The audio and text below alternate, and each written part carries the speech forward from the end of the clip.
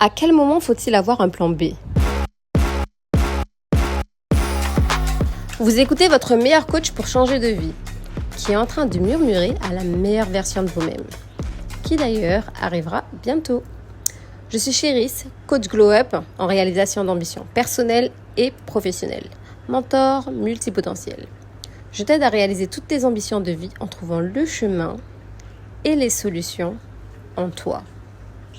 Ici, vous allez apprendre à créer tout ce que vous désirez dans votre réalité, en construisant un plan adapté à vous, à votre situation et à votre rythme, qui va vous permettre de réussir tout ce que vous allez entreprendre dans votre vie.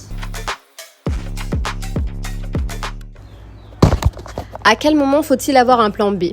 Alors, je vais démarrer ce podcast avec une phrase simple, une image simple. Imaginons que vous avez un rêve. Vous souhaitez devenir danseur ou chanteuse ou alors artiste peintre. Ça, c'est le plan A. Et souvent, dans les activités professionnelles, les personnes cherchent un plan B si le plan A ne fonctionne pas. Lorsqu'il s'agit d'un rêve, il n'y a pas d'autre plan. Partez du principe que vous êtes né pour ça. Donc forcément, réaliser ses rêves, c'est pas forcément évident au début. Il y a plein de choses à mettre en place, plein de travail sur soi à faire, se dire qu'on est capable de. Par exemple, moi, j'étais petite et étant petite, j'ai toujours rêvé d'être chanteuse. Je ne sais pas si ça va l'être à un moment parce que j'ai beaucoup de focus et je suis une multipotentielle justement. Donc je pense que c'est sûr, si je me donne les moyens et si je reste concentrée sur ça et que j'ai toujours la même volonté, même plus tard, je deviendrai chanteuse parce que c'est mon rêve de petite fille.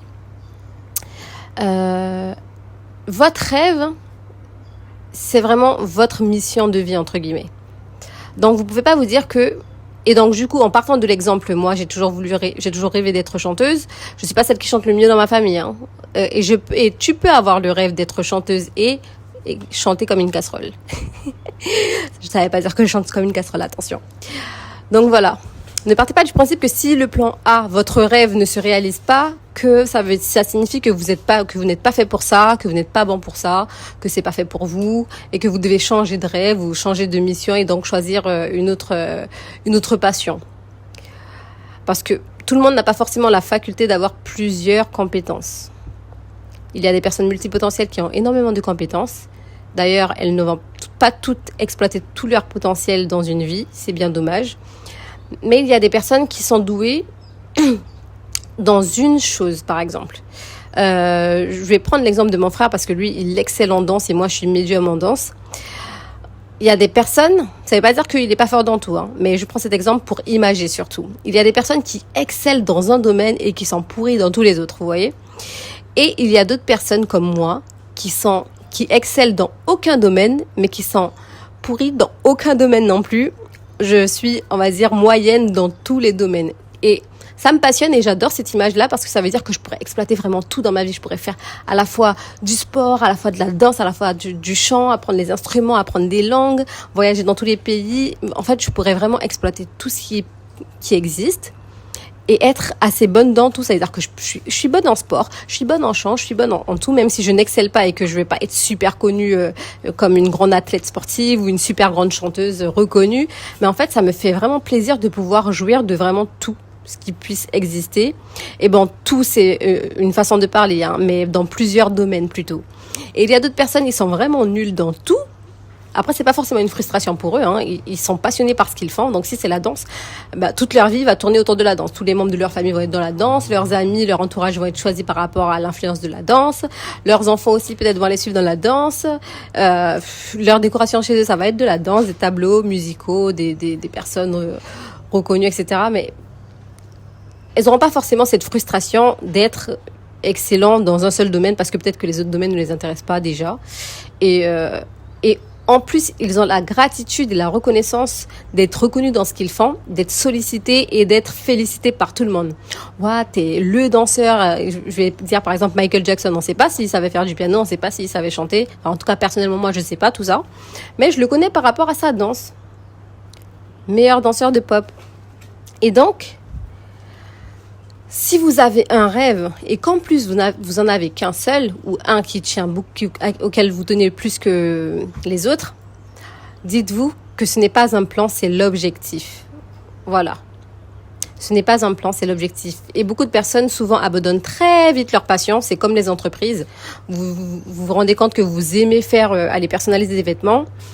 Vous vous dites que c'est votre objectif, vous voulez créer cette entreprise-là, mais vu que ça ne fonctionne pas rapidement, vous n'avez pas des résultats rapidement, vous estimez que soit vous n'êtes pas compétent dedans, soit les gens ne sont pas intéressés par ce que vous faites, vous n'arrivez pas à trouver des clients, vous n'arrivez pas à vous mettre en avant. Pourtant, vous aimez le faire, mais vous vous dites que c'est pas fait pour vous, donc vous passez à autre chose. Et donc là, vous commencez à chercher, réfléchir à autre chose qui pourrait vous intéresser ou qui pourrait vous passionner, autre chose qui pourrait vous plaire. Alors que vous savez, et souvent moi, quand parce que avant, quand j'étais un peu plus jeune et que je venais de débarrer dans l'entrepreneuriat, c'était ça. Il y a certaines choses que j'ai testées, comme la personnalisation de vêtements pour bébé. J'ai testé et ça n'a pas fonctionné. Du coup, j'ai vite lâché ce business. Mais souvent, il y a plein de choses qu'on kiffe et qu'on aime vraiment, mais vraiment, qui reviennent plusieurs fois dans notre vie. Donc, on essaye peut-être à 10 ans, ça fonctionne pas. Allez, on essaye à 20 ans, première entreprise, ça fonctionne pas. À 22 ans, on se rend compte que finalement, on aime bien ça. Donc, on le refait peut-être même par plaisir personnel, etc. 25 ans... Allez, 30 ans, on décide de s'y remettre ou alors de lâcher et de jamais y revenir. Mais souvent, moi, ce que je me dis, c'est que s'il y a quelque chose que j'ai testé qui ne fonctionne pas, mais qui me revient parce que j'aime vraiment ça, et souvent, il y a des choses qui sont revenues peut-être 3 fois, voire plus. Si ça revient, c'est que je dois le faire. C'est un peu comme si l'univers le remettait sur mon chemin en te disant, n'oublie pas, il y a ça pour toi. Il y a ça que tu dois accomplir. Et si ça revient... Parce que souvent, on a des petites découvertes. Ah, tiens, on peut faire du papier craft. Donc, on se découvre une nouvelle passion, mais qui dure 2 heures. Parce que c'est juste nouveau, en fait. Mais c'est pas forcément passionnant. C'est juste la découverte de quelque chose qui est stimulante. Mais après, c'est pas forcément quelque chose qui va nous rester sur du long terme. Donc, si c'est stimulant ponctuellement, ok, je kiffe, je découvre, je pratique. Mais si ça me revient et que je me dis, j'ai envie de faire ça, et en plus, ça me revient 3 fois, voire plus, vas-y, je me mets focus, je me dis, allez, faut que je prenne mon courage à deux mains, que je persévère pour réussir cette chose-là. Parce que si ça revient, c'est pas pour rien, donc faut que je le fasse, faut que je l'accomplisse. Et du coup, souvent dans les entreprises ou les créations de business, les personnes abandonnent ce qu'elles ont fait pour passer à autre chose. Et il y a des personnes qui essayent tellement. Donc c'est très bien d'essayer, mais elles n'essayent pas plusieurs fois dans la même chose. Elles vont essayer le business 1, ça fonctionne pas, l'extension de cils, allez hop. Business 2, ça fonctionne pas, les ongles, allez hop. Business 3, je me découvre une passion pour aider les gens, assistante sociale, ça fonctionne pas, hop. Et il y en a qui passent leur vie à enchaîner les expériences professionnelles, que ce soit dans le salariat ou dans l'entrepreneuriat, et qui ne finissent par être bons peut-être dans rien, qui ont plein de compétences, d'expériences, mais qui ne s'avèrent pas être un succès pour eux. Pourtant, c'est une sorte de progression, puisqu'ils ont évolué, régressé, ils ont testé plein de choses, donc déjà ils ont accumulé de l'expérience, c'est super enrichissant, moi je trouve. Et moi, quand j'étais petite, j'avais cet objectif d'avoir les casquettes ou les badges de tous les emplois. Donc ça veut dire que j'ai eu tellement d'expérience professionnelle, ça m'a bien servi pour le salariat, mais étant donné que maintenant ce n'est plus du tout mon objectif, ce qui est intéressant dans cette accumulation, c'est vraiment de développer ses compétences. Ça veut dire que tu sais que si demain tu as un problème, tu peux fournir un service à quelqu'un et gagner de l'argent peut-être avec ça, parce que tu as cette compétence. Et puis tu sais, et moi je suis tellement une personne qui a soif de savoir et de pouvoir, que j'aime trop pouvoir faire ça. Par exemple, mon ventilateur il est cassé, mais si j'ai pas eu cette compétence d'aller faire peut-être de la mécanique ou quoi, je vais pas pouvoir réparer mon ventilateur. Bonjour. Je vais pas pouvoir réparer mon ventilateur et je vais être frustrée parce que déjà je devrais peut-être sûrement dépenser de l'argent pour payer un professionnel qui sache le faire. Alors que si j'avais ce savoir et cette expérience d'avoir peut-être déjà réparé un ventilateur, je peux le faire pour moi-même, économiser de l'argent sur ça. Donc pour moi c'est vraiment le savoir, c'est un investissement. Et là, déjà, c'est un exemple concret. Et en plus, je peux peut-être même me générer un complément de revenus en fournissant ce service, même ponctuellement, à mes voisins, à ma voisine, à mes copines. Donc, me générer de l'argent. En fait, le savoir, c'est vraiment le pouvoir dans plein de sens du terme. Mais s'il le faut, je vous ferai un autre podcast pour vous parler de ça. Dites-moi en commentaire si ça vous intéresserait, ce sujet. Mais voilà, c'est super enrichissant d'avoir plein d'expériences. Et pour revenir justement sur votre rêve, à quel moment faut-il avoir un plan B et à quel moment il ne faut pas avoir un plan B. Donc, le rêve, c'est l'objectif, ce n'est pas le plan. Ce n'est pas le plan. Le plan d'action, c'est ce que vous allez faire comme parcours pour atteindre votre objectif. Et souvent, les gens confondent cela. Donc, maintenant, admettons, on va prendre l'exemple d'être chanteuse. Votre objectif, donc ce n'est pas le plan A d'être chanteuse et le plan B d'être danseuse, allez. Non, c'est l'objectif, c'est d'être chanteuse. C'est le rêve, la finalité. Et donc, le plan pour parvenir à ce rêve, ça va être peut-être numéro 1, de commencer à créer sa page TikTok ou Instagram pour chanter dessus, mettre ses vidéos pour commencer à gagner en visibilité, être vue, être connue. Étape 2, step 2, commencer à aller voir des producteurs, ou étape 3, aller voir dans des studios, voir comment ça se passe pour essayer de faire un premier enregistrement. Étape 4, constituer sa première chanson ou faire un cover. Bref, ça, ce sont les steps et ça, c'est le plan. Ça, c'est le plan A. Donc, si votre stratégie, par exemple, c'est de rencontrer des producteurs et que vous dites ça, c'est le plan A pour commencer à être vu, et que ce plan ne fonctionne pas, soit parce qu'on vous recale, soit parce que c'est trop difficile, soit parce que vous n'avez pas les moyens de vous produire en studio, soit peu importe les motifs, ça c'est le plan A. Si ça ne fonctionne pas, hop, plan B, vous essayez d'utiliser une stratégie beaucoup moins coûteuse, donc gratuite, en ouvrant votre page Instagram, TikTok, Facebook, tous les réseaux sociaux pour gagner en visibilité. Je vais pas dire, il y a une idée qui est venue en tête, mais j'ai pas forcément envie de vous la conseiller. J'allais dire, plan 3, une idée encore plus gratuite, c'est de se mettre au coin de la rue, mettre son chapeau, avoir des pièces et espérer que les gens vous filment pour les partager sur les réseaux, ça vous fait de la pub. Bref, on n'est pas dans une mentalité de pauvre, hein, parce que ça peut être, en fait, je vais pas juger, ça dépend vraiment du motif pour lequel vous le faites. Il y a des personnes qui peuvent être riches et qui peuvent se mettre en coin de rue pour partager leur bonheur avec les autres, parce que moi, c'est vraiment un partage de bonheur quand je passe à côté de ces personnes-là, parce que ma fille, elle est tellement émerveillée, elle s'arrête et je me dis, c'est tellement dommage de devoir forcément payer pour aller au cinéma ou dans un théâtre pour bénéficier de ça, en fait, de cette richesse, de ce bonheur partagé, alors qu'on peut l'avoir dans tous les coins de rue, en fait, tout simplement si on jugeait moins. Donc voilà. Du coup, là, si le plan B ne fonctionne pas, vous utilisez un autre plan.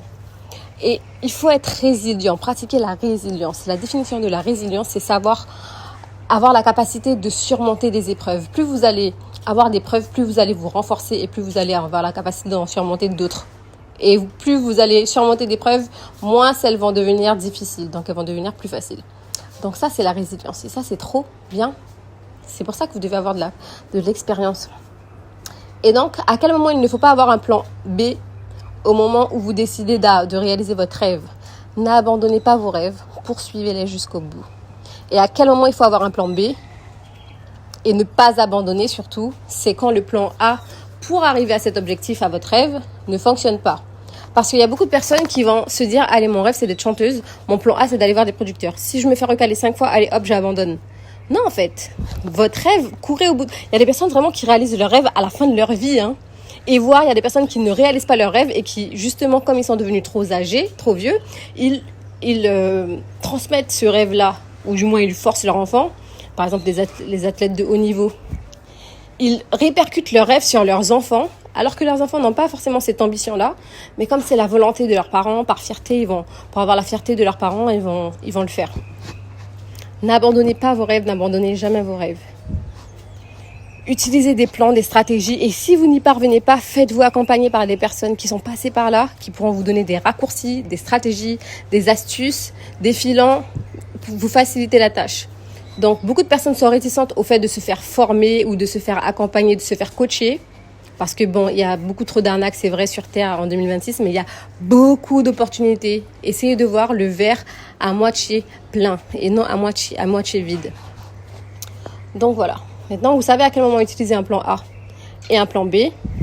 Parce que si vous commencez à mettre des plans A, B, C jusqu'à Z pour les rêves, vous allez pas. En fait, à partir du moment où vous placez, où vous vous positionnez, vous construisez un plan B dans votre tête, le plan A, il a 50% de chances d'échouer. Parce que si vous dites, ok, mon rêve c'est d'être chanteuse, mais il y a tellement de pensées négatives, des personnes qui vous découragent, oui, ça c'est pas un métier, ça, tu vas jamais réussir dans la vie, etc. Du coup, vous diminuez, vous perdez confiance en votre rêve, perdez confiance en vous. Et du coup, là, vous allez commencer à imaginer ou trouver un plan B. Si ça fonctionne pas, allez, je vais faire facteur. Et à partir du moment où là, l'idée du plan B de devenir facteur existe, sachez que vous allez beaucoup plus vous focaliser sur la bouée de secours. C'est comme si vous me dites, ok, j'ai un bateau, je pars en croisière, mais il est possible que ce bateau coule. Alors, au lieu d'imaginer, ça va être une super croisière. Donc, c'est bien d'avoir des bouées de sauvetage, il faut penser à tout. Mais l'objectif, c'est quand même de faire la croisière et pas d'abandonner la croisière. À partir du moment où vous vous dites, ok, j'ai pris un autre canot ou une bouée, et que c'est possible que le bateau il coule, c'est un petit peu comme si vous aviez un projet avec 2 voies. Donc, première voie, le bateau coule. Première voie, le bateau, ça se passe bien. Deuxième voie, on part en pirogue. C'est comme s'il y avait une itinéraire en plus dans le voyage. Vous voyez ce que je veux dire? Alors que si, dans votre tête, il y a une seule itinéraire, c'est partir en croisière. Et au cas où ça ne fonctionne pas, il y a les bouées de secours, mais c'est même pas dans l'option d'utiliser, elles sont juste là par sécurité. Et vous n'avez même pas besoin de vous-même les placer parce qu'il y a plein de choses qui existent déjà. Il y a 10 milliards de métiers sur Terre, vous n'avez pas besoin d'avoir un plan B. Vous vous concentrez sur votre croisière. Et si jamais il y a un problème, là, vous pouvez appeler le 118. Moi, je dis des bêtises, parce qu'on peut pas appeler le 118 pour ça, ou alors les pompiers. Là, vous appelez les ressources dont vous avez la connaissance déjà pour venir vous dépanner. C'est comme quand tu pars en voiture. Je vous donne plein d'images, désolée, parce que je pense que je suis pas assez claire dans les images que je fournis. Tu pars en road trip. À quelle heure tu te dis que ta voiture va tomber en panne? Ce sont des accidents, ce sont des choses qui ne se prévoient pas. C'est bien pour ça que ça utilise le terme d'accident, parce que ce n'est pas prévu. Quand tu tombes en panne, là, tu décides de tester ton téléphone pour trouver de l'aide, tu décides de voir dans le coffre s'il y a une roue de secours, tu décides aussi, mais tu ne prévois pas de tomber en panne.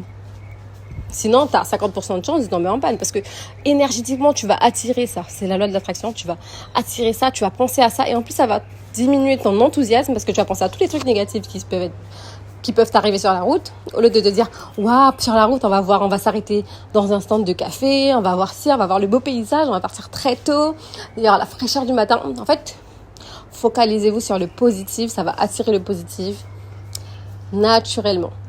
C'est scientifique, c'est logique. Il n'y a pas eu de message pour cette thématique. J'essaierai de l'annoncer les thématiques à l'avance sur les réseaux, comme ça je pourrai répondre à vos questions. Vous aurez le temps de poser vos questions. Et dans le prochain épisode, peut-être que je vous parlerai d'une problématique de quelqu'un, parce que c'est bien aussi de prendre des cas précis pour pouvoir développer et donner des réponses à ceux qui se posent les mêmes questions ou qui sont dans les mêmes problématiques. Voilà, n'hésitez pas à rejoindre le club privé où les femmes évoluent ensemble et avancent, progressent ensemble de 1% chaque jour, step by step. Dedans, on parle business, on parle projet, on parle investissement, on parle argent, on parle abondance, dans tous les sens du terme, que ce soit relationnel, vraiment. C'est un groupe 100% développement personnel et super enrichissant. Attention, c'est que pour les women, donc c'est que pour les femmes. Et après, j'ai un canal public sur Instagram pour les hommes et pour les femmes qui veulent avancer et partager aussi beaucoup de valeurs ensemble. Je vous dis à bientôt, à dimanche prochain, pardon. Je n'ai pas encore commencé les podcasts les mercredis. À dimanche prochain, n'hésitez pas à m'envoyer un message en privé si vous souhaitez vous faire coacher et accompagner par moi vraiment dans la progression et dans l'atteinte de vos objectifs personnels et professionnels. Bisous la team, à dimanche prochain.